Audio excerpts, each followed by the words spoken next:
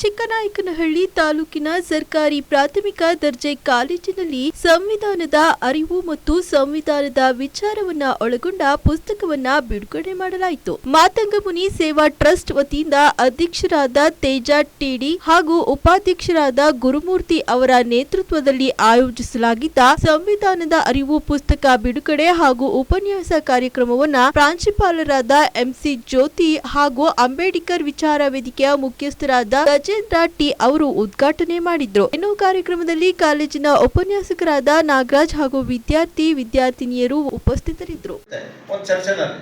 ಅವೆಲ್ಲ ಆದಮೇಲೆ ಫೈನಲ್ ಆಗಿ ಓಕೆ ಈ ಅನುಚ್ಛೇದ 14 ಒಪ್ಪಿದ್ದೀವಿ ಅಂತ ಹೇಳಿದ ಮೇಲೆ ಅದು ಅಧಿಕೃತವಾಗಿ ಅಲ್ಲಿ ಬೆಳೀತದೆ.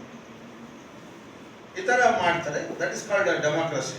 ಈಗ ಇಲ್ಲಿ 50 ಜನ ಬೇಕು ಅಂತಾರೆ, ಇದು ಬೇಡ ಅಂತಂದ್ರೆ ಇಲ್ಲಿ ಅಧ್ಯಕ್ಷರಾಗಿ ಡಾಕ್ಟರ್ ರಾಜೇಂದ್ರ ಪ್ರಸಾದ್ ಏನಿದ್ದಾರೆ ಅವರ ಓಟ್ ಮ್ಯಾಟರ್ ಆಗುತ್ತೆ. ಡೆಮಾಕ್ರಸಿನ ಪ್ರಜಾಪ್ರಭುತ್ವ ನೀವು ತಿಳ್ಕೊಳ್ಬೇಕು.